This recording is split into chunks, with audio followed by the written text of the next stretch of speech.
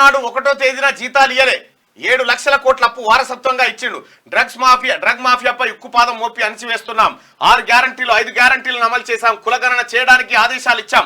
100 రోజుల్లో 75% పనులు పూర్తి చేస్తాం. 3 నెలల్లో 30,000 ఉద్యోగాలు భర్తీ. కేసీఆర్ రుణమాఫీ చేయకపోవడంతోనే రైతులపై భారం. మా ప్రభుత్వంలో దుబారా ఖర్చులు తగ్గిస్తాం. తెలంగాణ సీఎం రేవంత్ రెడ్డి అంటూ ఒక వార్తను చూస్తాను.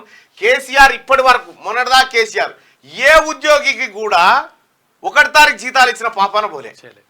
ఇంత ఏడి తెచ్చిండంటే పిఆర్సీలు కాదురా మా జీతం మాకియర్ అనే 1 తారీఖు అనుకున్న కాడికి వచ్చిండు. ఇప్పుడు తెలంగాణ గవర్నమెంట్ కాంగ్రెస్ పార్టీ ప్రభుత్వం అధికారంలోకి వచ్చిన తర్వాత ఉద్యోగస్తులు మళ్ళీ గౌరవంగా పాల బిల్లు కట్టుకోవడానికి, గౌరవంగా ఇంటి రెంట్లు కట్టుకోవడానికి, గౌరవంగా ఈఎంఐలు కట్టుకోవడానికి 1 తారీఖున టెన్షన్గా జీతాలు పంపిస్తూ ఉంది ఈ ఉద్యోగస్తులందరికీ.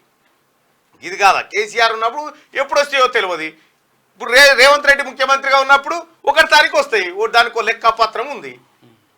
ఇంకేమంటాడు హరీష్ రావు? ఉద్యోగస్తుల గట బాగా బలిచురట, వాళ్ళకి ఎందుకు 1 తారీఖు జీతాలు ఆ పిఆర్టీ వాళ్ళు తెచ్చిర్రు.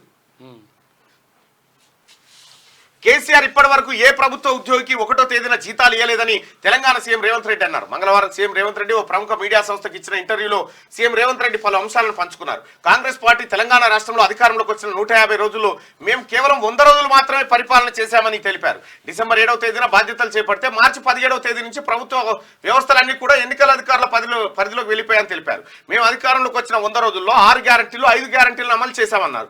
3 నెలల్లో 30,000 ప్రభుత్వ ఉద్యోగాలను భర్తీ చేశామని, బలహీన వర్గాల కులగణనకు ఆదేశాలు ఇచ్చామని ఆయన చెప్పుకొచ్చారు. ఈ 100 రోజుల్లో జరిగినటువంటి కార్యక్రమాలు అయితే వాస్తవానికి ఏమైందంటే ఈ 3 నెలలు ఎలక్షన్ కమిషన్ చేతిలోకి పోయింది. ఈ మార్చి 17, ఏప్రిల్ 17, ఇప్పుడు మే 17 దగ్గరకు వస్తుంది. ఈ 2 నెలలు ఎలక్షన్ కమిషన్ చేతుల్లోనే ఉంది పరిపాలన అంతా.